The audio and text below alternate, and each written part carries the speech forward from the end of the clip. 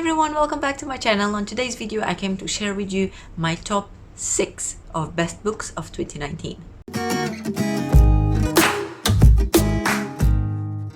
Let's face it, the only reason why I'm recording this video right now in this moment with this bad lighting in this hotel room, it's because I just came back from dinner and I'm so incredibly full that I don't want to go lay in bed with my stomach feeling like this. So I decided that I needed something to spend a bit more time before going to bed, and it ended up with me sitting on the floor in front of my camera recording my top 6 of 2019, which is something that I already wanted to do. I already wanted to record this video and share it with you guys, so it actually became a really good excuse to do it in this precise moment. I don't think I've ever done in this channel a video about a top of something of books, especially about an entire year's reading top, like the best of the best. However, because most of my videos in this channel are still in Portuguese, and I have spoke about probably all these books, to be fair, I spoke about them in book reviews, in wrap-ups, in vlogs, whatever, but all of those were in Portuguese. I thought this video was a good way of sharing my thoughts about these books once again, but this time in English, so I get both versions, the Portuguese version and the English version. I know most people tend to do like a top 10 of the year or maybe a top 5. However, I'm gonna do a top 6 because those for me were the best of the best. I didn't decide how many I wanted to select. I just went through all the books I gave 5 stars and I decided from these ones which ones were worth mentioning on the best of the best books, and they ended up being 6. That's why I'm doing a top 6, no other reason. Also, some of these books I read already many months ago, so I might not exactly remember all the details about them, and I'm also gonna try keeping this video brief and short so we don't stay here for 45 minutes listening to me speaking as per usual. Alright, so let's start. I'm gonna start from the bottom, and in 6th place we have Heartstopper volumes 1 and 2 by Alice Oseman. I put these ones together because this is a series and these were the 2 volumes that are out already, and I read both of them this year. This is a graphic novel about Charlie and Nick. One of them is openly and assumingly gay, however he does receive some bullying because of that in school. The other one thinks until now that he was hetero, he always thought he liked girls, but then they start becoming friends with each other and slowly he realizes that there's something more in their relationship than just friendship and might be love, might not. Obviously everyone knows this already. They end up together in a relationship, and the way they interact with each other is just the cutest thing ever. Their families, the way they support each other, and the way they allow each other to grow and take their own personal time and just do things as you feel like you should do them, but at the same time not meaning you're gonna be waiting forever for the other person to be ready, you know what I mean? Their relationship is just the cutest. If you haven't read these books, please do yourself a favor and do it, read it. The 3rd volume is coming out this year. In 5th place I have a thriller that I read in January, I believe. It's called Lies. It's by T.M. Logan, and this one tells us the story of a dad that one day is driving from school with his like 5-6-year-old kid. They're in their car and the kid spots the mom's car in this hotel parking lot. They go there, and when the dad goes inside to see if he can find his wife, he sees her having an argument with this guy that is like the best friend of both of them, like best friend of the family. They're having a really heated, heavy argument, and the dad doesn't know what it's about, but he decides to let them be and go away. Meanwhile, the kid is having like an asthma attack or something, so he needs to go home to get the ventilator to sort that out. And later, the guy she was having an argument with, he disappears, is posted as a missing person, and the dad starts being accused of the principal suspect in this case because he thought the wife was cheating on him with this other guy, so he has the motives, let's say, to kill the guy. So he's the principal suspect. And it's a very intense thriller in the way, as in it's quite a big book, but it really draws you into the story because you really want to know what's happening, because this guy is set as missing and eventually the investigation gets changed into an actual murder investigation, so the police declares him as dead. However, the guy reaches out to the kid's dad, to the husband, reaches out to him, so the husband knows the other guy is not dead, but the police doesn't believe him because there's all this technology involved, and it's a very psychological thriller in the way that at some point you're already like doubting if you believe the husband or not. Like, is he actually speaking to the guy, or is this just a whole thing that he's creating to lead you on and make you believe something that is not actually happening. I really enjoyed it. It has an amazing plot twist at the end. I absolutely love that plot twist. I did not see it coming.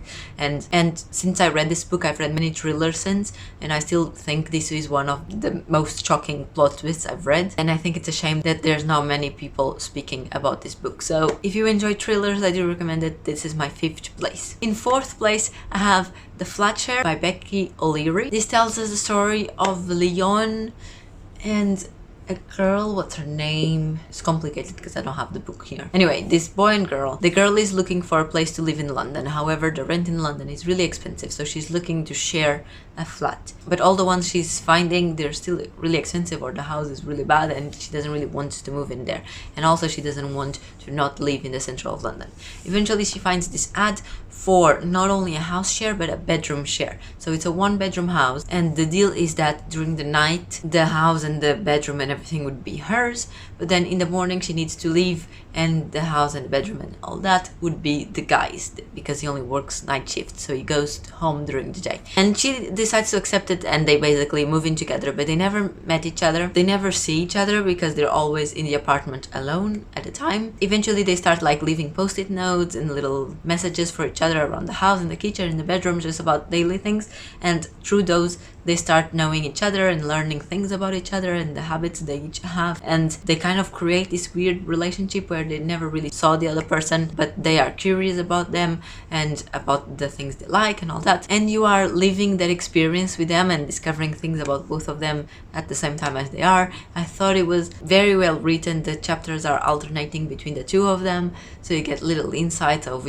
what each one is thinking, and it's just adorable. Again, it's a really cute couple, and the book is also very funny, and in moments it's very, very relatable about silly things that happen and that I was reading and I was thinking this could totally happen to any of us. It's just so relatable. It's just an actual thing that could happen in real life, and not just one of those that you read in a book and you're like, haha, it's funny, but that would never actually happen. The Flat Share, my 4th place in this list, and I definitely recommend it to you. Now we're down to the top 3. In 3rd place, I'm gonna mention Lock Every Door by Riley Sager. This is a book set in New York, in a fictional building that is very famous for being right in front of Central Park, and lots of celebrities, writers, movie directors, important surgeons, very important and very rich people live in there. And there's also lots of stories and gossip and myths going around because no one has ever like been inside. No one really knows what's happening in that building, and the building has like a really old design to it with like Dracula's on the outside of the house and all that. And our main character gets invited to be a house sitter in one of those apartments, meaning that for 3 months she would go live in one of those apartments for free, as in she doesn't have to pay rent or anything, but she also gets some money to do that as a job. So all she has to do is go to that apartment and live there and agree to a set of rules that she's explained on the day of the visit. She accepts those rules and moves in, and in the beginning everything is amazing, but then very rapidly things start changing and weird things start happening and everything gets really mysterious. The whole book is set only in 5 days, and when it starts the girl is in the hospital and she's claiming that she managed to run away from that building, the Bartholomew, and then it goes backwards in time and it starts in 5 days earlier, 4 days earlier, and so on. So the whole book is 5 days only, and it's so mysteriously, and everything happens so quickly. There's no dead moments. It's super captivating. It's an excellent thriller, and it's very creepy and very mysterious, and again I could not at all predict the kind of ending that it had. In 2nd place, another book that I read in the beginning of the year, maybe in February or so. It's called The Great Alone by Christine Hanna. This book is set in Alaska, and it tells us the story of a family of mom, dad, and their teenage daughter who decides to move to Alaska to restart their family. They were having some money problems, and they are given a house as a heritage, and they decide to move there and live there. However, when they arrive, the house is very damaged, in a very poor condition, so they are forced to renew the house and do some constructions, and rapidly they discover how together and how helpful the whole community in that neighborhood is, and everyone starts helping them, and they start rebuilding the house slowly, and at the same time getting prepared for the winter in Alaska that will be like no other winter anywhere else. This book is set along many years, and it always focused on the relationships amongst this family and how the neighborhood really influences the way they are and helps to protect them and teach them how to live in Alaska. And I don't want to give too much away about this book because I find it, even though it's not a thriller or anything, I find it has a certain mystery vibe to it, and it takes a little bit of time to get into the story. It's not one of those that in the beginning you're loving it straight away. In the beginning is a bit slow, but then from a certain point onwards everything just starts happening and you get really connected with these characters. At least that's what I thought after a while, and because it's set along so many years and you see like their little kid growing up and developing emotions and all that, falling in love for the first time, you see all that. I ended up connecting in such a deep way with these characters, and at some point really sad things start happening and it's really sad. It made me cry. It was one of the few books, if not really the only book it made me cry this year, I don't know, but I did cry with this one. And it's a very beautiful story, even though it's tragic in some moments, but it also kind of gives you hope about the future and shows you how important it is to care deeply about some people in your life and how it's important to not give your life to them, but that sometimes you need to sacrifice yourself a little bit for them, not in crazy amounts because you still need to pursue your dreams and all that, but you still need the other people in your life to have consideration for them.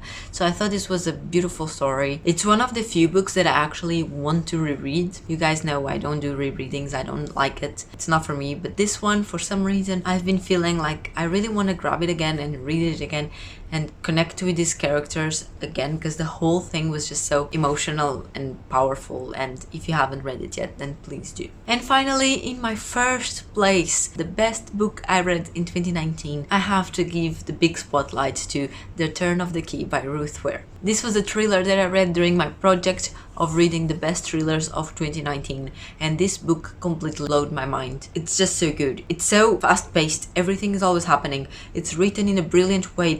It's written through letters of this girl that is in jail because some kid died, but you don't know which kid died, you don't know what happened, and she's asking a lawyer for help. So she's writing him letters from jail. In those letters she starts explaining what happened, goes back a few days and what led to what, and so you forget you're reading letters at some point, and it's just brilliant. It's about this smart house and this babysitter, the parents that don't really care about their kids, and it's just so freaky. Like the whole book, it's really scary. Certain things start happening and you need to have guts to keep reading it, especially if you are alone, because it really makes you freak out. It's a truly psychological thriller that messes up with your mind, and it's absolutely brilliant. Honestly, I think it's the best book I read this year, because it was one of the few that made me keep reading it and reading it. I didn't want to put the book down. It was so good. I just wanted to read it all the time. Every time I was awake, I just wanted to read the book. It was just so good. If you haven't read this book yet, I've spoke so many times about this book in vlogs, in wrap-ups, in everything. If you haven't read this book yet, please read the book. It's so good. It's so good. If you're gonna read one of these books from this list, please read The Turn of the Key. You need to understand what I mean when I say it's so brilliantly written, because it is. And there you go, guys. These were the 6 best books I've read in 2019. I hope you enjoyed the video and I hope you enjoy watching my top 6. Let me know in the comments if you read any of these, or if you got curious to read any of these, or if you're gonna try any of them out. Let me know all of those things, and I'll see you on my next video. Bye!